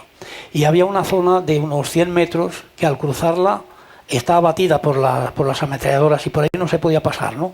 Y yo, pues nada, por un alarde de su juventud, cogí el caballo y crucé agachado por allí. Y al levantarme, ya cuando crucé pues me pegué con una encina en la cabeza y me quedé al suelo, el caballo se perdió, luego a los 3 o 4 días apareció y me acuerdo que Ascanio me echó una bronca tremenda por aquello. Pero sin embargo, con todos los problemas que él tenía y cosas que hacer, todos los días me iba a ir al botiquín de la unidad para ver cómo me encontraba. O sea, un hombre con rigor, pero al mismo tiempo de una gran bondad, ¿no? Y luego después yo estaba en la cárcel cuando lo fusilaron. Lo fusilaron el 3 de abril de 1941 y fue detenido además, lo que es un crimen tremendo, por la Junta de Casado. La traición de los casadistas en el año 39, el 5 de marzo del 39, pues detuvieron a un grupo de compañeros que fueron fusilados, y entre ellos Ascanio. A 12 compañeros fusilaron. Y en vez de la Junta de Casado, pues darlos la libertad, lo llevaron a la cárcel a una cárcel ahí de Valencia, a San Miguel de los Reyes. En vez de ponerlos en libertad antes de que llegasen las tropas franquistas, los dejaron allí como rehenes, los entregaron como rehenes y fueron fusilados después, ¿no? Y yo recuerdo que el día que lo fusilaron estaba con una fiebre altísima, porque tenía con frecuencia fiebre de estas de Malta que llaman, ¿no? Y lo tuvieron que sacar entre los compañeros. Y nos dijeron, se supo, que cuando lo fueron a fusilar él no se tenía en pie y lo ataron a Vares, que era el jefe de la 44 Brigada, porque él quería morir de pie. Y lo tuvieron que atar a un compañero cuando lo fueron a fusilar para... Y bueno, mañana pues ya digo, es un homenaje que se hace a su centenario. Y ahí estaremos a rendirle el homenaje que se merece. Los canarios tenían que estar muy orgullosos de él porque fue un gran político y un gran militar y un hombre leal a la República, y así murió entregando su vida por lo que había soñado y querido siempre, ¿no? Así que los canarios tenéis el orgullo de que un hombre como él, como tantos otros, pero especialmente como él, pues haya nacido en este país. Tendremos la oportunidad dentro de unos días de tener un libro que se acabamos de editar recientemente, y que hablaremos de este comandante del batallón Canarias. Bueno, vamos a pasar las dos últimas rápidamente, ¿sí? Hola, ¿qué tal? Nada, antes que nada felicitarlo a Marcos Ana por haber venido. Yo soy militante comunista y con gente como él me anima a seguir en mi militancia y a sentirme orgulloso de serlo. Quería comentarle, dada su experiencia en procesos revolucionarios, digamos, que han seguido las vías parlamentarias, como el caso republicano español o el caso chileno, que fueron ahogados en sangre por el fascismo, que no es otra cosa que el lacayo del capitalismo cuando ve peligrar las clases capitalistas e imperialistas, sus posiciones digamos, sus privilegios de clase. Si él confía, yo soy un gran admirador de la Revolución Cubana, porque creo que en Cuba o se daba una revolución violenta, con el grado de violencia que tuvo, que creo que fue infinitamente inferior a la violencia que históricamente ejerció el colonialismo y el imperialismo en Cuba. Si no llega a ser así, no se hubiese podido dar, y los logros que se han dado en sanidad, educación, cultura, muchas cosas, reparto de la tierra igualitario, no se hubiesen dado. Si él cree que el parlamentarismo, tal y como el capitalismo lo ha planteado históricamente, los desafíos a sus propios privilegios, es una vía para transformar la sociedad, porque incluso en los últimos años se ha visto en Venezuela que el imperialismo sigue conspirando, han dado un golpe de Estado, se están beneficiando de las, en mi opinión, excesivas libertades que el gobierno venezolano le está concediendo a la reaccionaria oposición, que no es otra cosa que la portavoz del imperialismo yanqui en Venezuela. Usa la libertad de expresión para instigar al golpe de Estado, a la desestabilización económica. Si él cree que el parlamentarismo, a mí me gustaría creerlo, cree que es una vía para cambiar el sistema económico. Gracias. Bueno, hay que comprender una cosa: la democracia es un sistema que se basa en los partidos y en la lucha de las ideas, ¿no? Y yo creo que un revolucionario y un comunista tiene que comprender que hay dos formas de luchar, o dos fases de luchar. Una, pegarse al terreno para luchar diariamente por lo cotidiano, con los problemas elementales que tiene la gente, ir ganando terreno aunque sea dentro de una sociedad capitalista. Y otra cosa es que nosotros digamos, como antes os contaba, que esta no es nuestra sociedad y que especialmente la juventud debe saber que hay otro mundo diferente por el que nosotros luchamos, una sociedad distinta donde no exista la explotación del hombre por el hombre, donde el imperialismo no tenga que establecer sus garras por el mundo como ocurre actualmente. Pero no hay que olvidar tampoco lo cotidiano, porque una insurrección popular, la toma de un poder es una cuestión muy seria, ¿no? Y para eso hace falta que se den las condiciones. La política es el arte de lo posible, ¿no? Y mientras tanto, ahora tú comprenderás que en España no se trata de cruzarnos de brazos esperando que llegue esa posibilidad de una insurrección para tomar el poder y desbancar al capitalismo, sino que eso tienen que darse muchas circunstancias y madurarse en muchas condiciones, ¿no? Entonces hay que hacer esas dos cosas. Por un lado, luchar por lo cotidiano, y hay muchos problemas que los ciudadanos tienen y hay que resolverlos, y por otro lado, educar a la juventud sobre todo en la lucha por un mundo diferente, por un mundo sin explotados y sin explotadores, por una sociedad socialista. Hay que seguir enseñando a la juventud ese horizonte, pero tampoco hay que olvidar que hay que luchar cada día por cosas que la gente necesita resolver, ¿no? Chano. Sí. Buenas noches. En primer lugar, si me lo permite César, me gustaría a la compañera manifestarle mi solidaridad y mi más emocionado recuerdo a Pablo Neruda y a Salvador Allende, que yo creo que fueron referentes importantes de la segunda parte del siglo pasado. Yo creo que la última vez que me emocioné fue hablando de Chile y me vuelve a ocurrir hoy. Muchas gracias. Dicho eso, quiero decirle a Marcos que he estado aquí y realmente lo he pasado, como le dice la gente joven, del 10. Porque empiezo a ver que las personas como Marcos, como Pepe Satué, que tuve el privilegio también de conocer, de Paco Aceves, de Fernando Sagaceta, hablan con el corazón, con la honestidad y con la transparencia. Sin embargo, presencio estos días la miseria de los vencedores, la miseria de los fascistas, y yo me gustaría poder hablar con la limpieza de corazón que oigo hablar a Marcos Ana. Pero me es imposible, porque yo quiero que los muertos y los represaliados de la guerra civil puedan ser enterrados en el ataúd y que se les pueda devolver la dignidad y que esos expedientes digan claramente cómo fueron vilmente defendidos por los enemigos, no por los amigos. Tengo casos como el de Fernando Sagaceta, Paco Aceves, Pepe Satué, que sus abogados fueron sus mayores enemigos. Y por tanto, cuando yo oigo hablar a una persona como a Marcos hoy, y como lo oía ellos anteriormente, desgraciadamente ya no están con nosotros, me parece que ustedes siguen siendo un ejemplo a seguir. Muchas gracias, Marcos. Bueno, eso que tú planteas sobre nuestros muertos y que tenemos necesidad de recuperar esos restos, y el que sea católico que vaya a rezar sobre ellos y el que no lo sea que les lleve flores y que sepan dónde están, es algo que hemos planteado en la memoria histórica, en la memoria por la cual estamos luchando y que no es la que nosotros queríamos, porque ese problema está resuelto. Yo he leído últimamente el último proyecto que se va a aprobar mañana en el Parlamento. Se va a aprobar, digo, porque tenemos mayoría para ello, aunque no es la ley que nosotros queríamos, porque el corazón de la ley tenía que ser la anulación de los procesos y condenas que la dictadura dictó contra los demócratas. Eso tenía que ser lo fundamental. Pero, sin embargo, hay algunas cosas positivas. Por ejemplo, está el problema de los símbolos, que por ley habrá que retirar los símbolos franquistas. Está el problema de que las autoridades municipales y regionales se preocupen de detectar dónde están las víctimas democráticas y que sus familias puedan recoger los restos y puedan darlos una sepultura honorable y se puedan poner placas en los pueblos con los nombres de los caídos por la libertad, igual que han hecho ellos con sus mártires. Y es eso lo que tú has planteado, lo que nosotros queríamos en la memoria histórica, y afortunadamente hay algunas cosas que van en ella, ¿no? Ahora, no estamos de acuerdo, seguiremos luchando porque esa no es la memoria que nosotros queremos, ¿no? Ya te digo que lo fundamental es lo que han soslayado, y es que si el régimen es un régimen ilegal, las condenas que dictó son ilegales también y deben ser inmediatamente canceladas, anuladas, ¿no?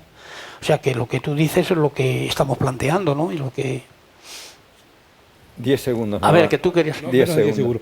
Marcos, no, es que estoy cotado, pero esta mañana sabes que te fui a la isla, te saludé y entonces me preocupó mucho las preguntas que te hicieron el periodista aquel de la televisión canaria y el otro, que lo que se preocupaban ellos es por qué la memoria antigua y por qué la bandera. Entonces yo, sabes que te dije que esta tarde ibas a estar en un sitio muy digno y con otra clase de interlocutores que no se comparaban nada a aquellos. Y lo que sí también te dije que cuando dijeron que si había o no había rencor no, pero precaución con esto, que si tienen la ocasión, y señalé para Rubén Darío, que si tienen la ocasión vuelven otra vez a formar un año 36. Sí, vale. sí, sí. Bien, sí, ya lo sé yo, pero mira, el problema está que en una sociedad capitalista como esta hay que tratar de luchar con las ideas, ¿no? Y tener confianza en la capacidad movilizadora de nuestras ideas, porque muchas veces los compañeros que les vemos más extremos en sus posiciones, casi siempre es porque no tienen la confianza necesaria en la fuerza de nuestras ideas, en la bondad de nuestras ideas. Y si hubiera más confianza en nuestras ideas, seguramente que la correlación de fuerzas cambiaría mucho, cambiaría mucho. Yo creo que eso es lo fundamental, tener convicciones serias y luchar por ellas, ¿no? Y luchar cada día y con cada persona y con cada vecino, que no lo hacemos ya. Se ha perdido mucho en ese terreno de la movilización. Yo recuerdo que en los primeros tiempos pues la gente iba casa por casa explicando las cosas y ahora pues todo esperamos que se resuelva en el Parlamento y nosotros ya no hablamos en los mercados, no llamamos en las casas de nuestros amigos y eso es lo que hay que hacer cada día, ¿no? Porque no hay que olvidar que las pequeñas cosas que se están, o grandes cosas que se están haciendo, por ejemplo en Venezuela, en Brasil y tal, se hacen dentro de un sistema capitalista que tiene sus límites. Es decir, que cuando llegas a tocarle los intereses fundamentales de esa clase, naturalmente que te cierran las puertas como puedan. Y tienen fuerza para hacerlo, desgraciadamente. Frente a ello, no tenemos más armas que la fuerza de las ideas y estar unidos y reunir la fuerza necesaria para conquistar nuestros objetivos. Es que no hay otro camino, porque ya repito que la insurrección armada, que ha sido antes, era uno de los... Para eso se tienen que dar muchas condiciones o situaciones tan especiales como las que se dieron en la Rusia de los zares y en otros lugares, en Cuba, y cuando eso se produce, pues está bien, que hay que hacerlo, ¿comprendes? Pero mientras nos tengamos que desenvolver en un sistema capitalista, pues hay que saber hasta dónde podemos llegar, ¿no? Y forzar siempre que sea cada vez un paso más y forzar los límites de... Porque eso hay que verlo así, ¿no? Los cambios, por ejemplo, de Lula, que se dicen que ha hecho no sé cuántas traiciones, que ya se ha pasado poco menos, no. Lo que pasa es que la política son realidades y en Cuba él no tiene el poder suficiente para llegar a donde quisiera, ¿no?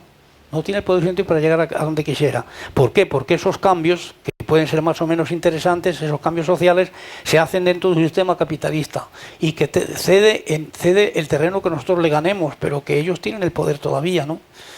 Entonces es ir madurando la situación hasta que llegue un momento en que se dé la circunstancia que podamos tomar el poder, que eso es un camino largo, repito, y que difícilmente se ve en el espacio de una vida. Hay que confiar un poco en el futuro y en las nuevas generaciones, que yo creo que deben coger la antorcha que nosotros hemos enarbolado durante años y seguir adelante abriendo camino al socialismo y a la libertad verdadera, porque... y eso que hablabais de las banderas y eso que decía el otro día y de España y tal, pues son cosas que están levantando ahora el PP, o por lo menos la parte más reaccionaria del PP, porque hay otros que no piensan así. El otro día yo he contado, no sé, aquí he contado a algunos amigos que 2 días antes de ir yo a Burgos a presentar el libro, donde hay un ayuntamiento que es del PP y el alcalde fue un antiguo ministro de Aznar, pues han preparado aquello, ellos mismos han preparado y fue extraordinario como se hizo aquello, ¿no? Y recuerdo que 2 o 3 días antes, pues me llama alguien por teléfono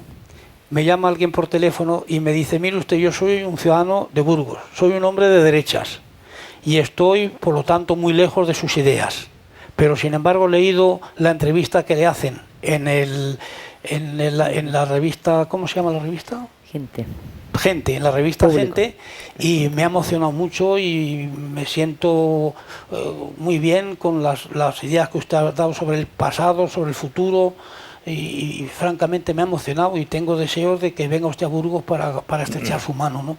Es decir, Eso no quiere decir que sea así todos los que piensen, todos los del Partido Popular, pero que hay mucha gente de derecha, hay mucha gente que cuando le ofreces la verdadera visión de un comunista, ¿por qué luchamos los comunistas y qué somos los comunistas? Pues nos ven de otra manera, porque ha quedado una imagen, la imagen que han prefabricado de nosotros.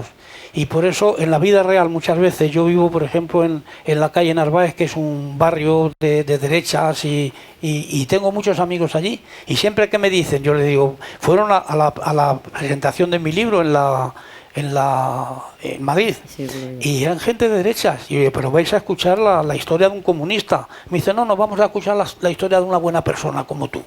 O sea que yo decir que no nos conocen, por eso digo yo que este libro, pensando, podía haber sido más rojo, ¿comprendes? En el sentido, y con más puños cerrados y con más banderas, pero yo he hecho este libro no para mis camaradas porque ellos ya saben lo que hemos vivido, no para mis correligionarios, sino lo he escrito también pensando, sin renunciar a ningún principio, pero pensando a esa inmensa mayoría que no nos conocen y que tienen una idea deformada de lo que somos los comunistas y de lo que somos los demócratas verdaderos, ¿no?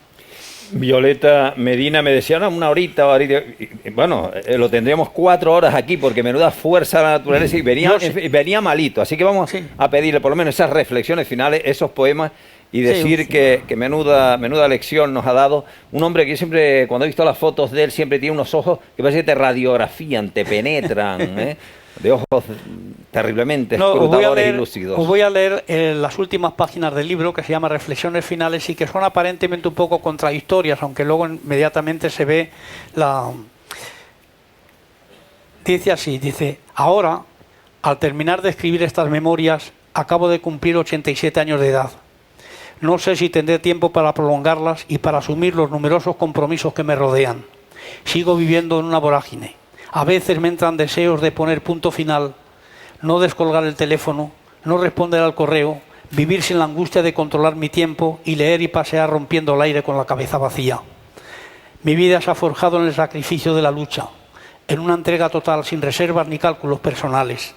Hoy, cargado de años y de heridas, unas tristes y otras luminosas, con mi espalda reclinada en el atardecer del otoño, podría decir, lo pongo entre comillas, podría decir frente a las obligaciones que aún siguen exigiéndome, dejadme ahora el resto que me queda para vivir o desvivirme, dueño de mi tiempo, egoísta por primera vez, encerrado en mi pellejo sin la más leve porosidad, dejadme andar por dentro de mí mismo, recuperar los paisajes perdidos o los sueños que nunca se hicieron realidad.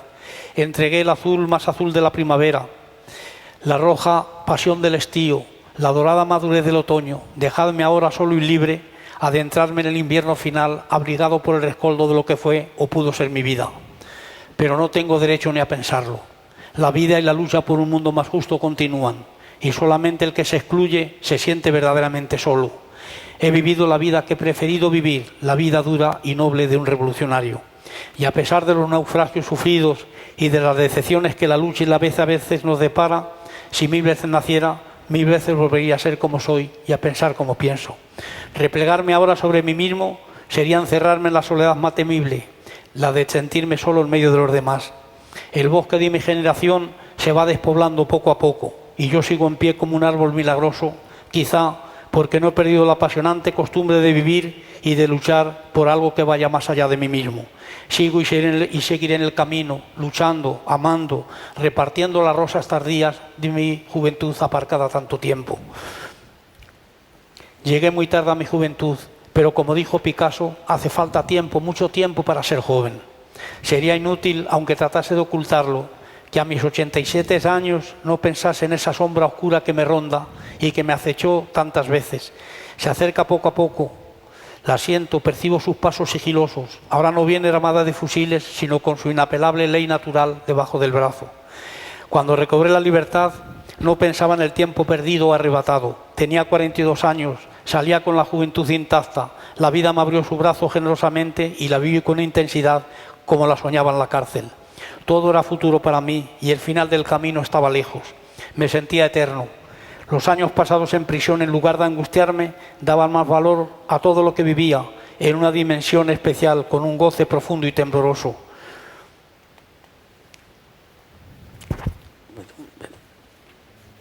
Sentir la libertad, pisar la hierba, mirar el azul del cielo, las estrellas, amar a una mujer, poner mi mano sobre la cabeza de un niño, estrechar a mi hijo entre mis brazos, todas esas sensaciones que para los demás son como bienes naturales, a mí me arrebataban de placer y sorpresa y me estremecía de felicidad al descubrirlas y poseerlas.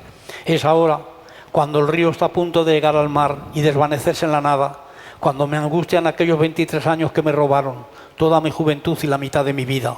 Aunque quizás no debemos contar la vida por los años, sino por la intensidad con que los hemos vivido. Y los años sufridos en prisión fueron más bien ganados que perdidos, pues los viví con tanta pasión en aquel crisol de dignidad que dieron una dimensión especial y un sentido más profundo a mi existencia. Pero el tiempo, mi tiempo se va, no puedo negociar con él ni detenerle, me agarra a sus crines y me arrastra desbocado y silencioso hacia el final de la vida. Ya no me queda futuro para ver la victoria plena de nuestros nobles ideales. La verán y la disfrutarán nuestros hijos o los hijos de nuestros hijos. Las medidas humanas no siempre coinciden con las medidas históricas y es muy difícil que los procesos revolucionarios de fondo se culminen en el espacio de una vida. Confío en las nuevas generaciones en cuyos surcos hemos sembrado nuestra historia. Ellas proseguirán nuestra lucha por alcanzar un mundo más justo y humano, un mundo sin hambres y sin guerras, sin desigualdades sociales, donde el sol salga y caliente para todos. Estoy orgulloso de mi vida, de los camaradas que me acompañaron en la lucha, de los nobles ideales que dieron sentido a mi existencia y sigo pensando que vivir para los demás es la mejor manera de vivir para uno mismo. Como escribió el gran poeta turco Naciz İlmez, que también conoció las cárceles, has de saber morir por los hombres y además por hombres que quizá nunca vistes y además sin que nadie te obligue a hacerlo y además sabiendo que la cosa más real y bella es vivir.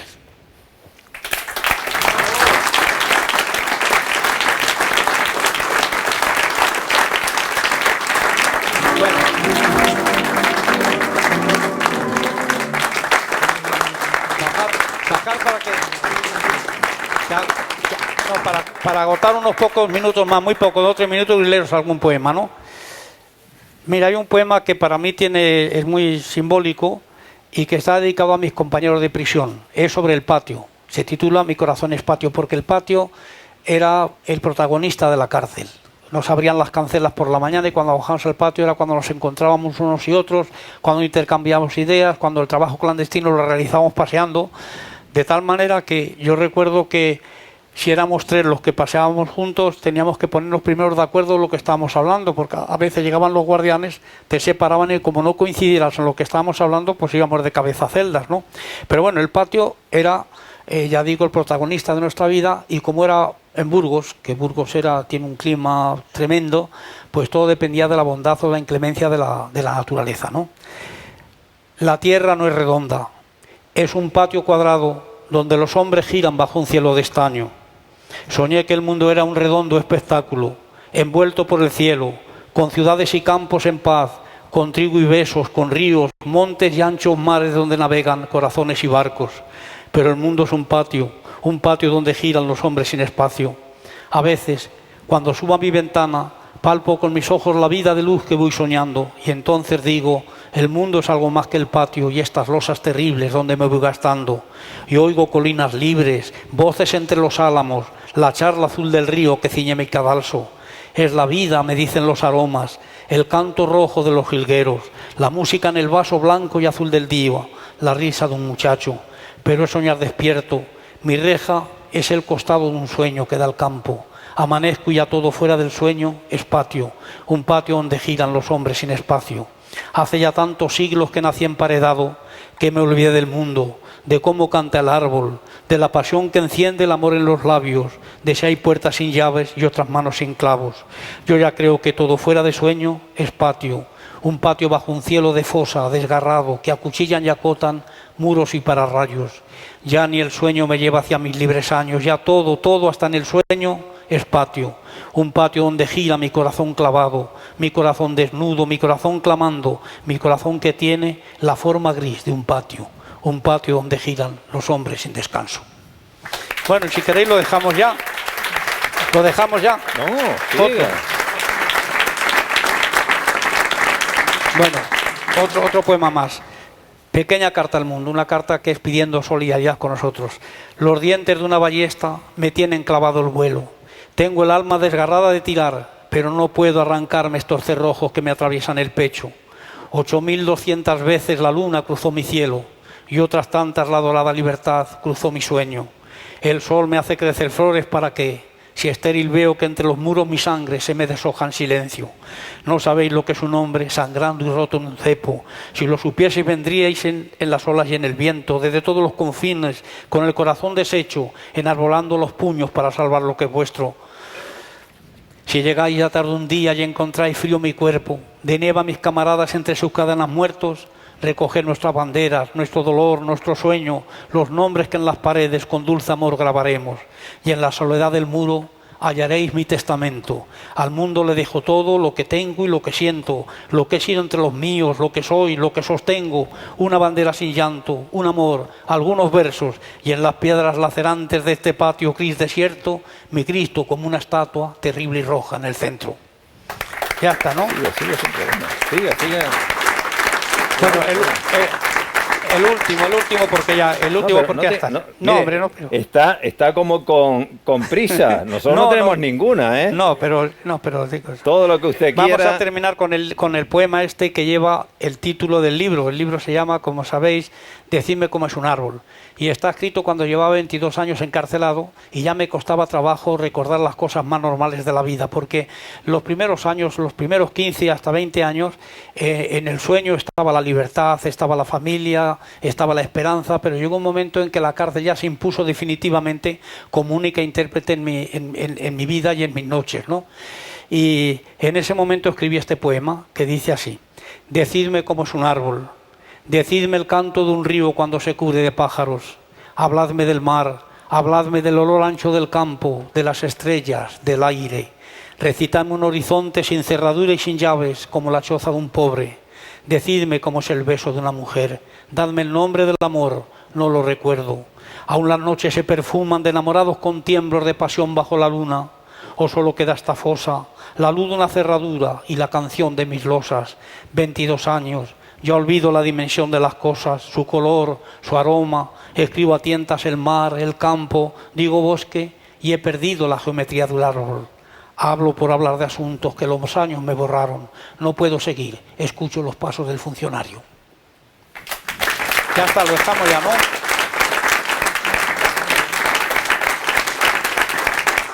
Yo creo que está bien ya. ¿Lo dejas así? Sí, porque ya. A vosotros.